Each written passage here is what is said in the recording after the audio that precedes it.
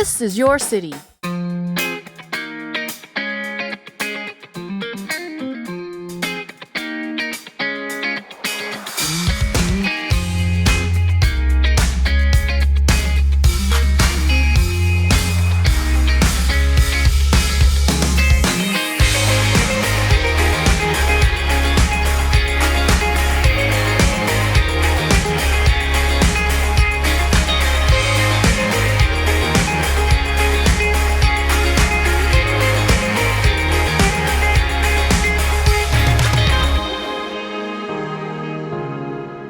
My name is Dan Chan. And my name is James Chan. Together we perform magic, juggling, and more as a father and son duo. Good evening, everyone, and once again, thank you for tuning in to This Is Your City. As always, I'm Kim, your host. If you guys remember, we already spoke to a young gentleman named James Chan, and I know he knocked your socks off. Well, tonight, we're even doubly blessed.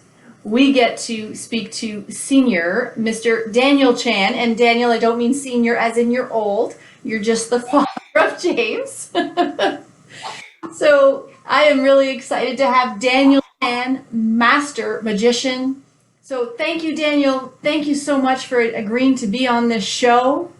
I know there's a little bit of fun rivalry between you and James here, so I love that. He was hoping he can outshine you, but if you remember in his show, I said, he's the prodigy, you're the master. Welcome to This Is Your City. Thank you for being here. Thanks for having me, Kim. How are you? Good. It's a little bit hectic because we're starting back in-person events. Since last year, we did 370 virtual events. And then just this weekend, I did 2 grad nights, and I have 1 grad night tonight. So like yesterday night, I was on a boat from 8 to midnight, and I was fire juggling for the first time in probably a year or two. So I haven't done any. Let me see your hands. You got any blisters from the fire? No? Okay. You haven't done it for years, and you did it last night? Yeah, I have. The fire juggling is something that I kind of retired. Everything that I try to do, I try to retire it to my son, because I know that can help get the media mentions, that can help accelerate his career. So I kind of tell people, if they want to book me, I charge a lot more. And then if they book him, he does this and he over delivers, and then he gets his foot in the door. So when companies like Walmart and Allbirds couldn't afford my corporate fee, I suggested them, hey, you can book my son. So he recently booked 3 events at $400 per event. Look at that. So like, he's kind of doing really well with the building that college fund, which is what we essentially want as parents. We want our kids to be self-sufficient. Absolutely. We want them to eventually be able to walk out and push them out of the nest and allow them to grow. But It's not I still handle his marketing, his PR, and the vision of where we're going, but he at least can implement on the daily routines. Like, he can show up at an event and I can be completely happy knowing that I trained him well and that the client's going to be satisfied with him at the event. Well, I've seen some things online and things I was reading, and you were in the audience when he's doing live shows, and the smile on your face, like the proud papa, I found myself smiling out loud. I call it smiling out loud, because you don't even know, and you're just like this huge smile, watching you watch him. It was beautiful. So, but let me ask you, do you take a finder's fee from your son? Say, hey son, pay up. He gets the gig. Does he have to pay you for being his manager? Well, I just salary him, and he's actually, in the beginning, he was taking in a lot less than what we were paying him in the salary. Now he's taking in a lot more. So like, we're probably going to give him a raise, and he's also helping along with his sister as well, because we salary both of them. And it's more about like, just keeping it consistent, because there's actually some good advantages to salarying your son, and it's a legitimate, thing, because it actually lowers my tax liability, while up to a certain point, he gets like there's up to $12,000, I think, that you don't have to pay taxes on. So he's legitimately earning his salary. Yeah. Wow, what a good dad. You're teaching him how to be a businessman, everything. That's amazing. Yeah. Teach him all my secrets. That way he can have that whole business. He can steal all those secrets. Yep, there you go. Take on family legacy. But you, speaking of family business, you started this. You've been in this for how many years have you been doing this? I probably started around 1999, so over 20 years. Okay, wow. And you have done just almost everything. You're not only a magician now, they actually have dubbed you a master magician. And then that changed into Millionaire, which I think that name, it plays on the psyche. It's brilliant, actually. It's brilliant. Millionaire Mentalist helps you'll be able to get more gigs at a higher price because you're appealing to a whole different crowd now, not just birthday parties, which birthday parties are important too. But yeah, so when did that come along? When did that switch from master magician, which you still are, of course, to millionaire mentalist? So I first started off as Dan Chan, the Balloon Man, to Dan Chan, the Magic Man, to Dan Chan, Master Magician, to Dan Chan, Billionaires Magician. And the article that I'm going to share with you right now was all about Business Insider saying a day in the life magician hired by billionaires. And it went out in July of 2020. And I did these parties where they would have 400-pound live tigers, 3 camels, 5 penguins, leopards, and cheetahs, and bald eagles. And this was all at one party, 2 years in a row. And this guy, who you probably know just by their name, he founded founded a company that we all know, hired me and my entire family to entertain them. And there's only so many billionaires. I performed for a billionaire in Germany. I performed for guys in Shanghai. But the thing is, in order to really expand your market, you're really performing for millionaires, because everyone is a millionaire, because all our houses are worth $1 million in the Bay Area. So if you say you're the Billionaires Magician, you're pretty much saying, hey, I'm too far out. So I kind of said, hey, I tried the branding as the Billionaires Magician, but I found out that other people were doing it, and I was like, oh, there's 2 other people doing it. I'm going to go to different places. And since I did it for so long and I realized they were copying, I just said, time to move on. And I just said, Millionaires Mentalist has the alliteration, which I think is really hypnotic, because I am Sam, Sam I am. Or Max Lucado has all those cool alliterations. And when you sneak it in there, they'll remember it. So true. What a brilliant, it's so true. It seems so simple, but why don't we all think about it? And that's Marketing 101, which I teach quite often after some of my Zoom shows now, because I love talking about marketing and how I built this business, because a lot of people don't realize that show business is the longer word is business. It has the longer word is business. So you should focus on the business just as much as you focus on the show. That way you don't have that starving artist mentality, or you see a lot of artists starve because they don't put the business out there. That's right. And do you think people don't put the business side ahead of the being the star of the show because maybe they're afraid, they're introverts? Because you are obviously an extrovert, obviously. People don't put the business in because they're afraid and they're too much of an introvert. What do you think that issue is? Well, I think a lot of times people pride themselves in one or the other, and they don't understand that there's a balance, because you want to be an artist and you want to be original, but at the same time, you want to treat it like a business and show up ahead of time. And it's not about how much I can charge. It's more about how I can deliver the value, because I might feel that, oh, I'm X, but if the other person can't meet that, I'm not going to sit at home and not deliver that value. Most people are just saying, I won't do this because they won't meet my fee. It's more about me serving the customer, and whatever the difference is kind of like a balance that they owe to me, where they might follow me on social media or say, wow, when we first started off, Dan showed up to my event and he was big time, but he still showed up. Sometimes you have to do that. But I see artists, they're like, I won't do it. And I'm like, well, that's why you might be starving, or that's why you might be doing other things. That's why you're still bagging groceries. Like, I came up with this idea where if I took on an event and it was really early on, I might actually have a clause in there where I could say I can send someone else. So I still nail it in, but if someone pays my normal fee, which is a lot higher than most people would like to pay, then at least I'm not stuck in. Because at one time I got this really great gig, but I couldn't take it because someone else said, hey, you're locked in.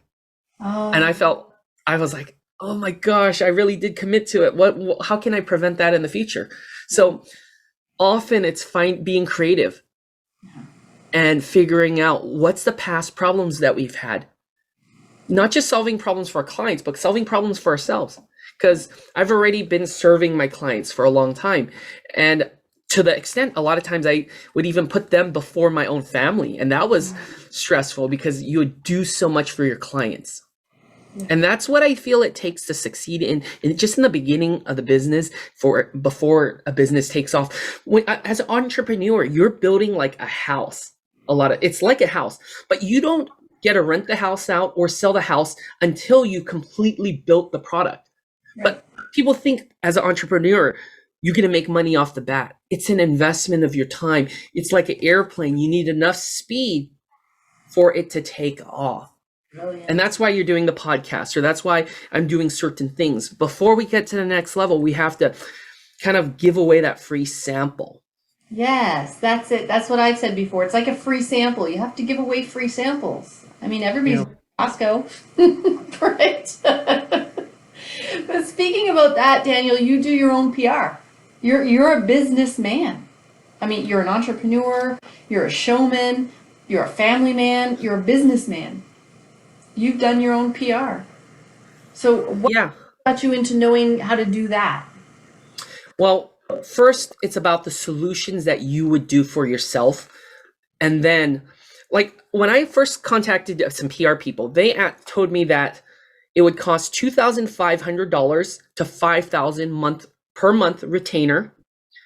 And they wanted 3 or 6 months minimum. So that's at the low end, $7,500, and the high end, $30,000 for 6 months at $5,000. And I was like, I don't know if I'm going to make more. When you look at cost benefit, I said to myself, I don't know if I'm going to make more than I'm spending. So I said, I'm not going to do it.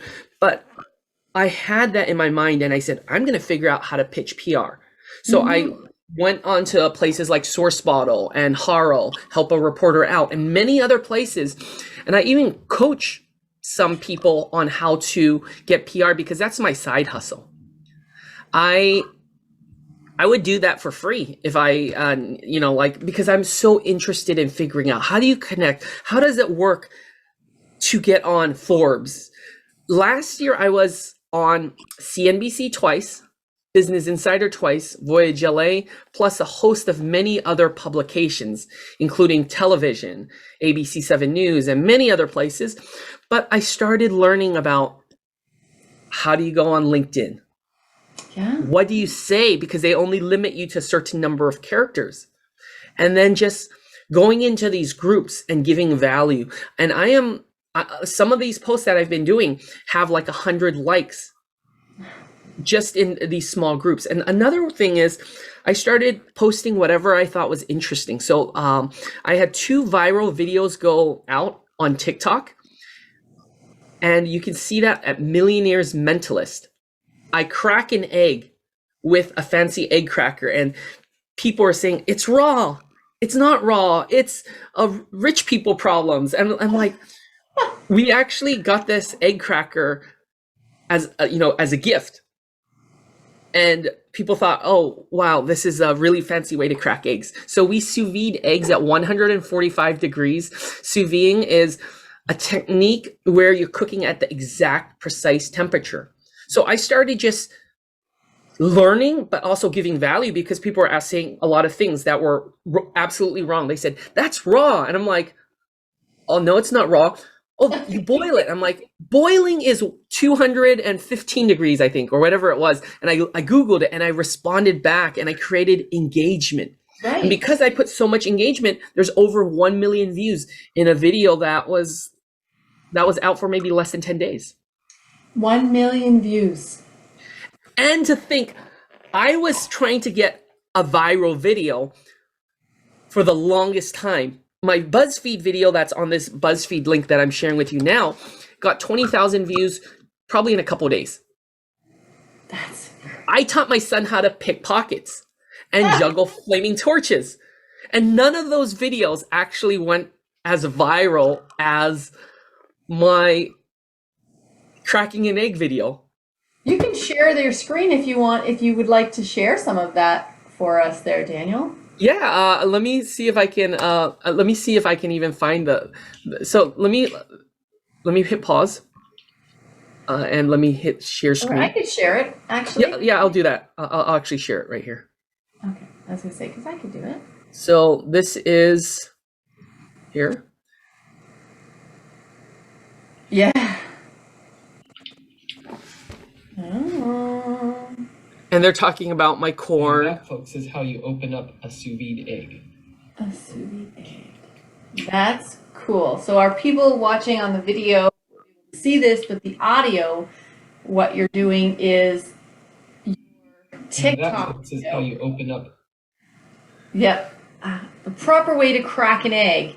And I can see why people are saying it's raw or it's not raw. And yeah, and the comments are just hilarious. Like there's 43 replies just on this person that says it's freaking raw. And there's so many. And then it's kind of funny because is there a part 2 where you cook the egg? Yeah. Yeah, and there's a lot of dialogue going back and forth. And that's what you do. That's what you do. And that's how you keep your name out there. That's how you keep your face out there. You can stop sharing that now. So we can... And here's one other thing about this is it's the video you least expect. It's where you find your most authentic self and your most authentic voice. And I, for the longest time, thought people would judge me and that's why I share some things on Instagram, because I have a lot of business people follow me on Dan Chan Magic on Instagram, because I do my magic shows. And when I do a magic show on Zoom or anywhere else, there's a trick that I get them to look at on Zoom and I mean on Instagram. So I felt really self-conscious about putting this out there. And my wife was like, let's eat. Why are you wasting time with this? And then I'm in this coaching group. The next day, my friend says, congratulations, Dan, you got your first viral video. I was like, what? Because I'm never on TikTok, and I just cracked this video. Like I'm rarely on TikTok, and he's like, "You got it." I'm like, my kid's juggling 3 flaming torches. My kid's juggling 5 balls, and none of those get viral. And this egg video gets viral. So I was like, oh, at least I hit my goal. Maybe not what I wanted. And isn't that strange? What attracts people? I said that before. I'll post things, and I'm like, this. I don't know how many views I got or how many, and it's like, really? Like, this is what I wanted you to see and comment on, and I get nothing. But then something else, it has a mind of its own. Okay, I'm going to share one other one with you real quick. The one that I took at Costco yesterday, which is kind of cool. Speaking of free samples. So this is my thing. I wrote, would you eat this ice cream? And it's coconut corn. I forgot what it was. Corn and cheese. This was another one. But yesterday I saw Wagyu beef ribeye steak at Costco at $99 a pound. See how many views it got. It got like a ton of views. It's gotten 57,000 views in just 24 hours. I just bought the steak yesterday. You bought it? Yeah, it was like $170 or something, I think. The one that I bought. Oh my god. I guess you're a millionaire. That's elastic. Oh my goodness, good for you. Well, I figured if I go out to eat with a family of 4, that's how much it would cost. I figured it's going to be quality, not quantity in this instance. And that's pretty big because Wagyu is actually really, really fattening. And if you don't know about it, it's stuff that's imported from Jimbahan. They feed it alcohol supposedly. And in the olden days, they actually would massage the cow. So there would be more fat content that's marbleized in there. And that's something that I kind of felt like I don't want to do because I felt like people would judge me saying, hey, you're just the comments that you get. So I thought that TikTok would be my safe space. Yes. Or just showing it out there. And I might even show it on Instagram and see if it resonates with people there. Maybe it doesn't, maybe it does, but you have to try things and you have to not worry about what other people will think about what you do. Because I first started doing stuff and my mom would tell me, don't do this. Don't become a magician because it's not safe. You're not going to make money. You're not going to do this. But when people say no, you might want to lean into that and say yes to that because there's less competition. There is a reason why that they're saying no, but you have to say, oh, maybe I'll try it and measure the metric. Don't just say, I'm going to be a star. I'm going to be like, I still can't get my own unscripted reality show yet, but I'm trying for it. It may take me 10 years. But in the meantime, I created my own documentary. Someone said it would cost me $100,000 to do a documentary from a production studio that I really respected. I got lots of quotes. And the guy said, we're going to fly out from wherever and come out. And some other people told me it was going to be 140,000. And it was just insane. But I just found some students from the USC Annenberg School of Journalism and Communication. I asked them for a quote and they just said $500 or $550. And I was like, I'll do it. I drove to LA and I did it. And then afterwards we won a film festival. And I won a Telly Award, and I won one of these right here. Yay! Congrats. It is a Pinnacle Film Award, Best of Show, for the documentary. That's amazing. Congratulations. But, you know, we all make excuses saying, oh, we can't do something. But you just have to plan it out. And even before I started doing this, I started getting on video more. Yeah. But it's more of the uncomfortable things that you don't want to do that is usually holding you back from success. Like my mom telling me, hey, don't buy these magic stuff. I would buy a lot, like I would spend a lot, but I would reinvest. It wasn't like I was, asking my mom for money.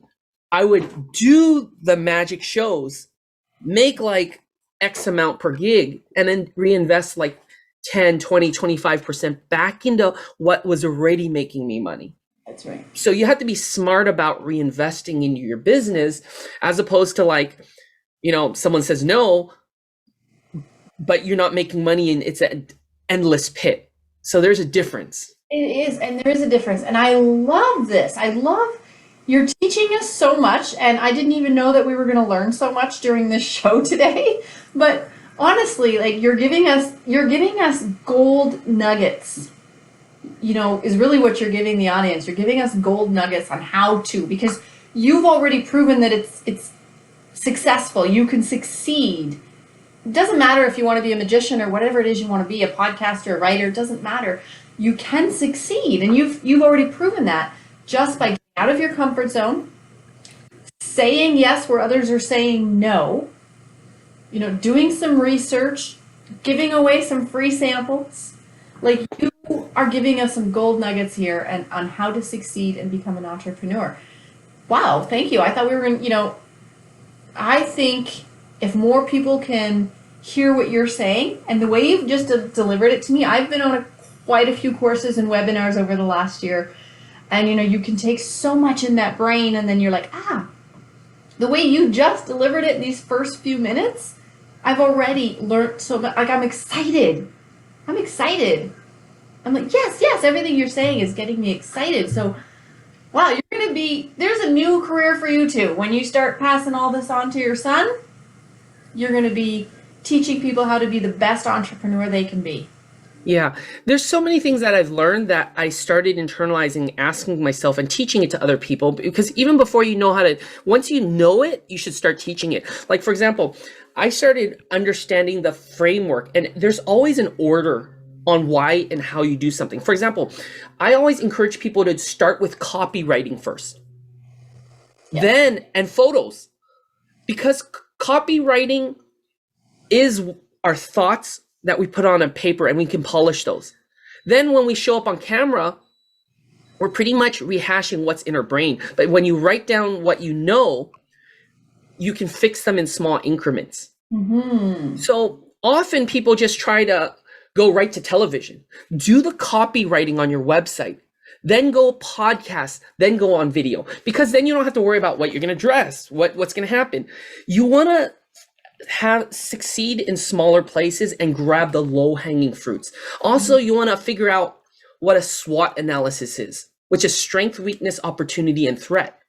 And then partner with people who know things that you don't know. And you can also look at it from Porter's 5 forces, which is something that you can Google. It's a long thing that I learned in business school. And when you look at it from those frameworks, you make your own framework after you study what's out there. But you have to know what exists before you can create the new paradigm. So some of these things that I'm kind of teaching in different places are the way that I see the world, in terms of not putting your phone number on your business card eventually, because you start having people call and knock on tires, and it feels like they're kicking your tires and checking things out. But the thing is, everything I do sells itself. You look at my YouTube channel, if my videos on Dan Chan Magic or Millionaires Mentalist doesn't sell you, me getting on the phone is not going to sell you any better. So you want your website, which works 24/7, 7 days a week while you sleep. It sells for you. But the problem is most people don't want to get content out there, or they feel conscious, or it's not perfect. My videos, if you go back in my YouTube, you can see some pretty bad videos. But the thing is, most of those bad videos I made private now. You can't even find, I still keep some of them there just to, show coaching clients or show other things. And, I do a lot of coaching for people, well below what I feel it's worth, but I'm just getting my foot in the door. And a lot of people don't want to get their foot in the door. Once the foot is in the door, they can go to the next level. Like, I'm on Human IPO, I'm on Fiverr, I'm on a lot of different places. I'm even on, I think it's a Cameo. I'm also on Cameo. So I'm doing these celebrity things, joining the celebrities, and then offering like a custom message to Kimberly's son or daughter. And here's a free tutorial for the kid as well. Right. So adding lots of value. These stars are going on just to do a greeting, but I might go on and say, oh, you're working hard on your business, or hey, your mom tells me that you love magic. I just want to say, keep up the work, keep on practicing. And I also am going to email you a whole bunch of video tutorials. But no one else would do that. But if you're doing that, they're like, and it doesn't cost me any extra once I get on video. I can film 20, 30 minutes of video tutorials, but then I can archive it and use those as my bonuses and my gifts. Brilliant. It's so simple, and yet it seems so difficult when you're looking at it or reading these things and going on these webinars. But it's so simple the way you put it. The way you're just explaining that to me, it's just sound like, well, yeah, why aren't we doing that? So, but we're not. Well, one of my mentors said, you have to make it simple and easy to do. Mm-hmm. And you also have to show them the steps. A lot of times people don't understand that it is that simple, and that's why they don't start on that journey. I used to tell people, oh, it's hard, so they wouldn't chase me. But as a thought leader, you have to expect that people are going to copy you. But eventually people are going to be like, well, Dan, you've done it. I would love to learn from you. You've done it for real. But there's going to be a portion of people who want the free stuff, but there's also the people who will eventually want to cut down their learning curve. There's always a race for the bottom, and there's always a race for the top. There's always someone charging less and more than you for the most part. But why don't you choose to be the person who slows down and charges your worth. And that's something that one of my friends gave me. I have this coin right on my desk, if I can find it. He says, slow down and charge your worth. And here it is. My friend from the Fearless Business podcast, he writes, slow down, create space, and charge your worth. That's awesome. What a nice gift. Yeah, I see that. That's perfect. Fearless Business. Perfect. Yeah. You know what I like what you just said? You just called yourself a thought leader. A thought leader. I've never heard that before. I've never heard that coined for anybody before. You're a thought leader. When people follow you, you are a thought leader. And I definitely did not coin the term. You can actually, I heard it somewhere and I thought that it resonated with me. And some of these you can recycle, but it's the way that you piece things together. It's kind of like a magic trick. You can have your own interpretation especially when you cook. When you don't stick to the recipe, that's the part where it gets interesting. When you get confident enough to change one little bit, you've done something really different. But when you don't fail and it doesn't turn into a disaster when you change that one bit in the recipe and you start changing more and you get more and more confident on changing those recipes, that's when you start inventing stuff. But I feel like a lot of times society tells us that we have to draw within the lines. You have to paint by numbers and paint by colors. And then when you see a kid who's doing artwork and it doesn't look perfect, you're thinking, oh, this is not great. But it's really when you spend a lot of time just hitting those canvases and working on things that you aren't judged for, or when you're being encouraged by people. And that's the thing is, I think in any support group, whatever it is in coaching, is you have to find someone who can believe in you and coach you, but also someone who will tell you when they think your idea sucks. Because I feel like a lot of coaches, they'll just tell you anything to get the sale. Like if something really doesn't work, I would just say, hey, this doesn't work. This is a guy that's doing it. Maybe you can copy some elements of this element. But I think in honesty, some people will tell you anything to sell you. And that's the BS part of like what I hate about that industry of where we're entrepreneurs or faking it. Like you see, if you see what I'm doing on my TikTok and my Instagram and my Facebook fan page, those are real events I'm at. And that's why people are actually resonating. But we don't all have to be a success for people to follow us. We can share mistakes. Like I made a lot of mistakes. And the first mention of last year was this article on CNBC. There's nothing flattering about it. It just says that I lost 8K in 1 week. That's my first mention since 2016, major media mention since my BuzzFeed article. Wow. Think about how my family kind of judged me. Wow, But I ended off the year with this. Same CNBC, right? But now it talks about my IPO participation in Airbnb. And that to me was a major blessing. Like, that was an amazing year because we still ended up short that year, even though we 3x December, but that was good considering that a lot of people ended up taking the year off. Some people didn't really make the pivot. Yeah. So you're, speaking of pivot, that's the perfect word. So you're also an investor, an innovator. Is that?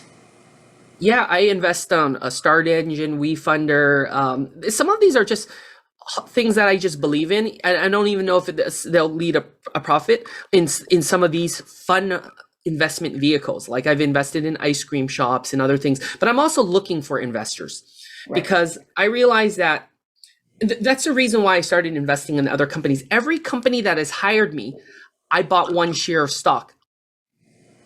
So these are my client list, and most of them are public.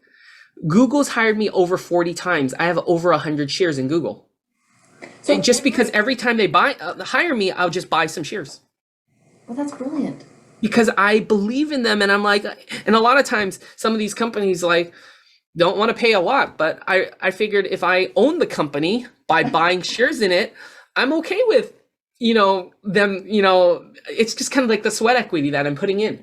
So Twitter's hired me many times. I have a couple of shares in Twitter, but I love Google, and I study business models. I'll tell you why I think Google is one of the best business models ever. And I posted this on, I think, my Facebook or something. I think I posted it on a couple of social media platforms. Let me see what I wrote exactly. Let me find this. And this is my investment thesis. Let me see. That is brilliant. If you get hired on for the company, you buy a share. And in other words, you own a part of that company. That is a mentality that a lot of people do not come up with. So Yep. Well, here's my investment thesis. I can't find what I wrote, but pretty much it sums up is Google's the best business model in the world because they have a low debt to equity ratio. They have a PE ratio that's a little bit high, which is price to earnings ratio. For those of you who don't know, if you invest, if you call yourself an investor, you have to know what a PE ratio is. There's one guy who said, I'm an investor. I'm like, I started talking about comparing PE ratios, and he's like, I don't know what a PE ratio is. I'm like, you're not an investor, you're a gambler. Oh. Well, that's my opinion, and I didn't say it to insult. I just said it as the truth because unless you're in a high growth stage or how you're gonna break market share, there's companies like Tesla or Amazon who are growing or intentionally not showing a profit because they can build new buildings to defer their taxes or not show a profit. But eventually you're going to show a profit, hopefully, for things that you're doing. But if you're looking at Google, and I'm tangenting because I have so much going on there, is if you're looking at Google, any kid can click on an ad and Google makes money. Think about that. Yeah. That is why they bought so many companies. If you look up Google acquisitions, they bought so many companies you can't even pay attention to it. So I'd rather be a part of that company because as a shareholder, you're an owner. There's no mistake. You cannot mistakenly buy a Tesla. Okay, I'm begging my wife to buy a Tesla, and it's been 3-4 years. I still don't have my Tesla. But we all see Google ads. Everyone advertises on Google almost. I turn it on and off. Every entrepreneur, every business has Google video ads. YouTube, they own Waze, they own so many other companies, and they have so little debt. That's why I own so much Google. It's the best business model. Some could click, and in fact, like my competitors could be clicking on my ad, and many people click on competitors' ad. Anytime that happens, I'm making money. You're making money. Wow. I'm going to have to hire you on to be my business manager. Yeah. But Google is absolutely the best business model ever. And I was thinking, why are they hiring me 40 plus times? I'm like, that's kind of cool. They must have lots of money because they're the ones not negotiating, as much. I've been with Amazon and I've been with a lot of other companies, and they're like, you can tell what the company culture is like. Mm-hmm. Just by the way that they hire you. It tells a lot because I've contracted with Airbnb, which I love. I'm a big shareholder in Airbnb still. Apple, who's hired me 6 times, Bank of America, BuzzFeed, Charles Schwab, Chevron, Cloudflare, from A to Z. I almost have one letter of the alphabet, from Paramount Pictures to PayPal to Quora. They've all hired me, and I've learned a lot from each one of those things. And the thing that was your weakness became the strength because people are saying no job security. Right? And as a magician, you only do one thing. That's what my mom was worried about. But in reality, because there was no job security, it just meant that I could work for all these companies one-off and claim them as a client. That's right. And now build a global reputation. So I turned that whole weakness where my mom was like, "Hey, are you gigging?" And even now, often she asks. She used to call me like, even 10 years into the business, she'd be like, "How's your week? Are you working this week?" She'd be asking. I'm like, "Mom, I got 10 events. I remember one month I had like over 45 events plus." And she's like, "Are you busy?" I'm like, "Mom, I'm not starving." That's fun. She's just a concerned mom, Dad. Yeah. And you're probably like that with your son too a little bit. Like, hey, are you practicing? Are you keeping up with your, little bit? Well, I don't worry as much as I kind of get action steps. Like if I see him playing video games, I'm like, go read a book, go Yeah. practice this, do 15 minutes or half an hour before you go on your video games. Because that's going to add up. It's going to compound. It's like compound interest. There's compound work that goes into certain things. That's just good parenting. Yeah. That's good parenting. That's what we're supposed to be. And I'm not putting down or shaming any parents out there, but we're not supposed to allow our kids to play 10 hours of video games like that. We're supposed to be teaching them how to manage their money and how to be, that's good parenting. You know what? It was very, although you see success, we fought a lot. Like I was judged at family get-togethers in the beginning. They're like, "Oh, you're teaching your son to be a magician. Oh, that's no good." No. And then I just had to prove them wrong. I just had to lean into them and be like, "You might be right. I think for most people, it's probably not a good thing to get your kid to juggle fire, but I've been there. I know he's not going to get hurt. Don't cause CPS on me. Don't, and for the most part, it worked out, but you gotta lay the plans and have an end goal in mind. So that's the reason why I'm going on all these podcasts is I'm preparing more for talking out my ideas because I want to have a venue next to my virtual studio, which you see here. I want to find investors so I can build out something where I can cook and do a dinner show. We used to do this pop-up dinner show. Now I want to build something that's global where people can see me on Zoom and immediately afterwards, an hour before, an hour later, I can show up right next door and then do a live show. Because that's the way that things have come out. But right now I'm living in Fremont and it's probably not the best place to throw pop-ups. So I want to actually do something. And that's where I feel like global reach I've gotten this level of success, but if there's no barrier, what would I be doing next? And I always ask this to other people because someone asked this to me. If we were celebrating something 5 or 10 years from now, what would we be celebrating together? That's nice. That's brilliant. For me, I wanted to hit a lot of goals, and I'll tell you, there's so many goals I still haven't hit. Even though you see all the success you've seen, like viral video, it took me like years to get this viral video, and it wasn't even the place that I wanted.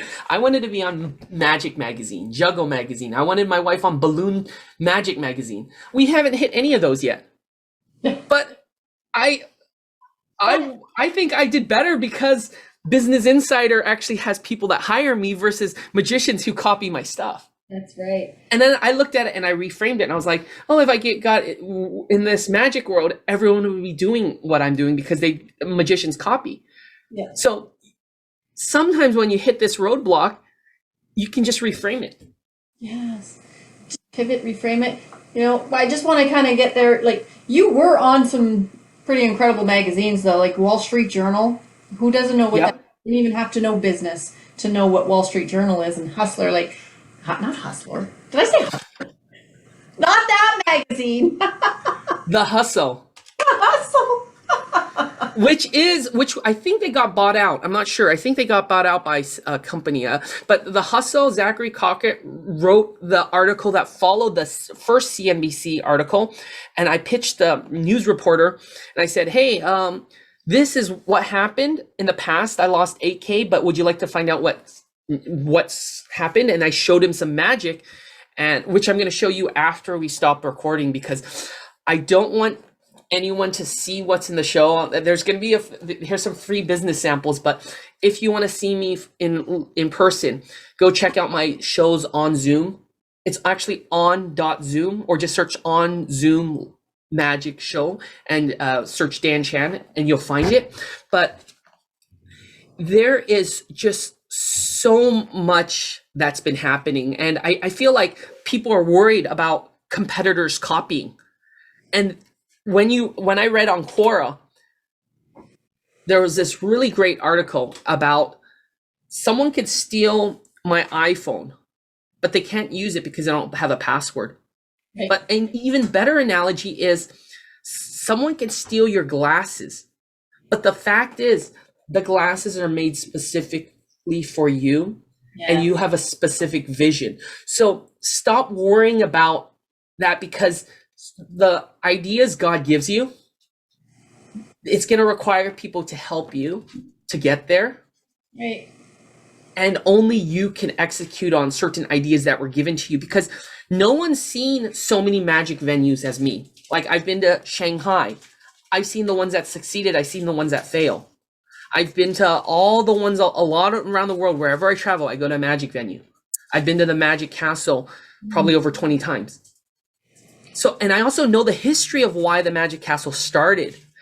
And that's why when people ask me to see the pitch deck, I'll tell them everything in the pitch deck, from the secret entrance to the illusions in there, because I realize that there's elements that they won't see unless they've been there, and also they won't know where everything's laid out. There's so much that I can show you, but in order to do certain things, like, for example, coaching, when you're doing coaching, some of that is just the extra push that someone gives you to get to the final end, or keeping you accountable. Like, you might try this for a week, but if you don't do it for an entire month or a year, you're not going to get it. Like I said, the guy who was just talking to me about viral videos, he just said, keep on posting content. Believe it or not, it was really that simple. I was like, whatever. I did everything else that you said in business and magic in this coaching course, but the one thing I don't have is a viral video. So I'm just going to lean into that.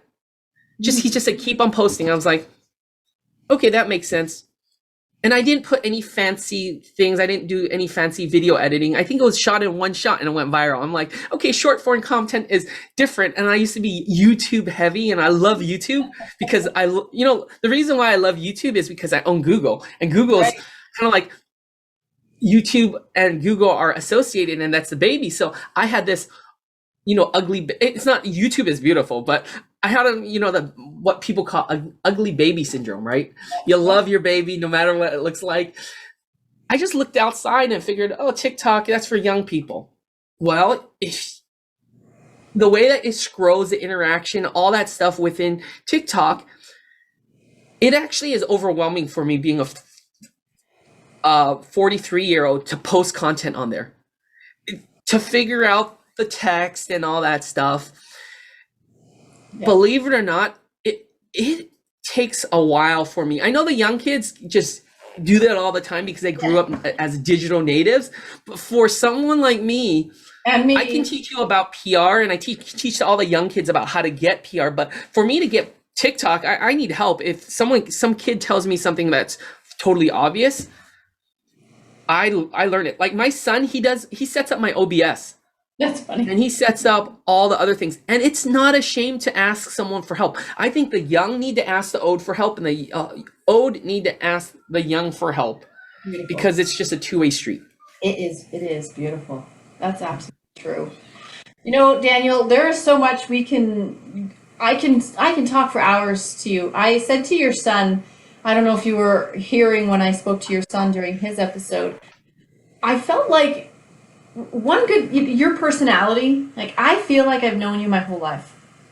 I feel like I can sit back, drink my tea, and listen to you, and we can just banter back and forth. I just love that.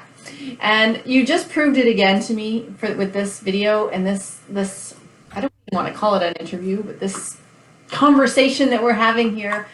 You've proved that to me again. It's just so relaxing, and I'm like, oh my gosh, I didn't get any of my questions out to you. We didn't talk about anything I thought we were going to talk about. And that's okay, because this was beautiful. This taught me so much, and our listeners are going to learn so much about this.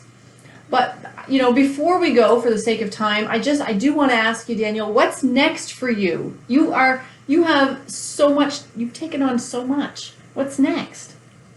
Yeah, I want to build a venue. I want to continue to cook, but I may end up bringing in food illusions because there's things that you can do. My wife just got this gastronomy kit where it looks like an egg, but it's actually a spherified mango inside, like yogurt, custard, and milk.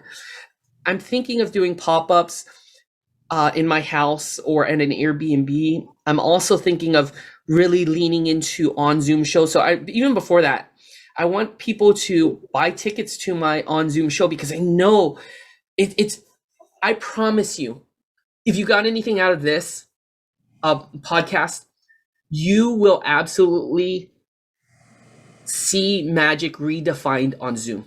I believe in that medium so much, not because I can perform all around the world, but there's so much that's possible. If you like David Blaine or Darren Brown, you're gonna love my magic show that happens virtually from the comfort of your own home. And you can, get to know and chat. There's so many things, like a small magic trick that my son was doing can be done on Zoom. And I'm going to show you something right now. Do you have a moment to see one of my effects? Yes, please. Okay, let's do it. Okay, let's start off with a card trick. Let's do this. Oh. What? Right here. A deck of playing cards, and I'll tell you, a lot of magicians use duplicates, and I have no duplicates, and that's why we're gonna sign a card right here. Kim, give me a random symbol, please. Go ahead. @, the @ sign? Is that a symbol? Is that? Ampersand is this, the @ sign is this. So that's the ampersand, and that's the @. Let's So go I put the both of them. Okay. I put both. Okay. Okay, so the reason why I do that is some people think that there's a duplicate. There's no duplicate. We're going to bury it into the middle of the deck. And when I rub, it jumps. What the heck? I'll do that again. You can see it. Oh, it's in the middle. I see it. It's back there again. Yep. Watch. As I push it in, I show my hand empty, then I can pluck. Oh, damn. I can make the card disappear or reappear. In fact, you can see that until the last minute, it goes into the middle of the deck. Normally, if this was a live in-person show, you would push it in, but we'll do this. 3, 2, 1.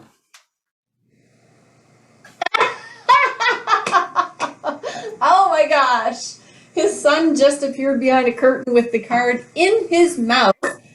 And there it is. That's my card. And there are so many cool things about what you can do on this virtual platform.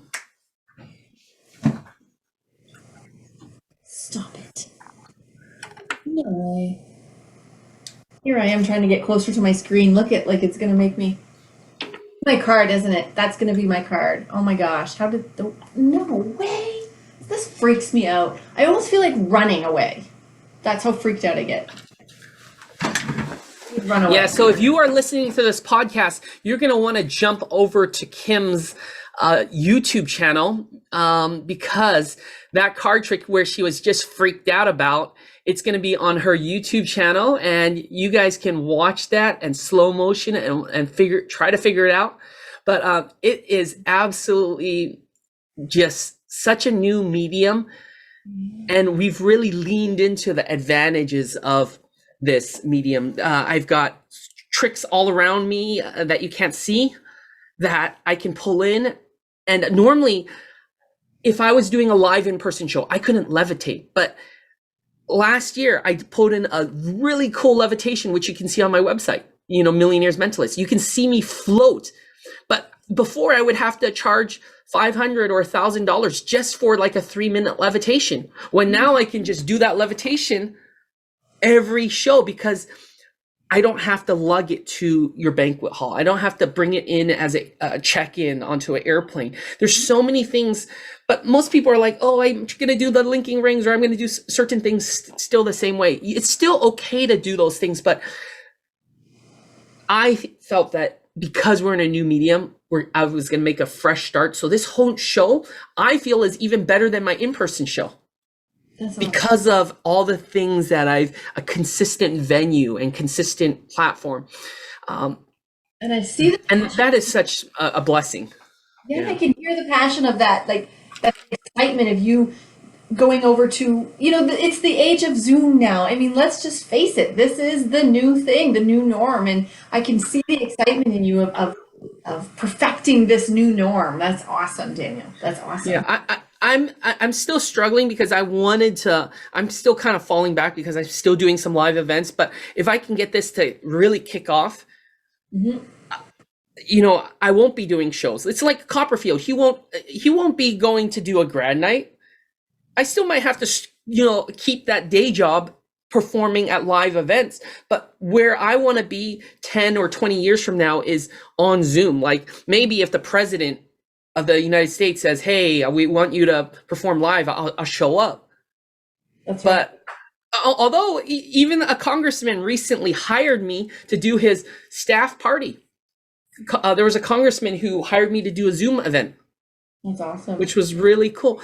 But I feel like this is the next thing, but most people haven't seen what Zoom magic is like. And they're like, oh, what's a Zoom show like? So I'm just going on these podcasts and showing these free samples because people really don't know the possibilities. And for you and any of your listeners, if you want, when you're in the Bay Area, let me know, or specifically for you, Kimberly, if you're in Hollywood, California, let me know because I'm a member of the world famous Magic Castle and I would love to get you in.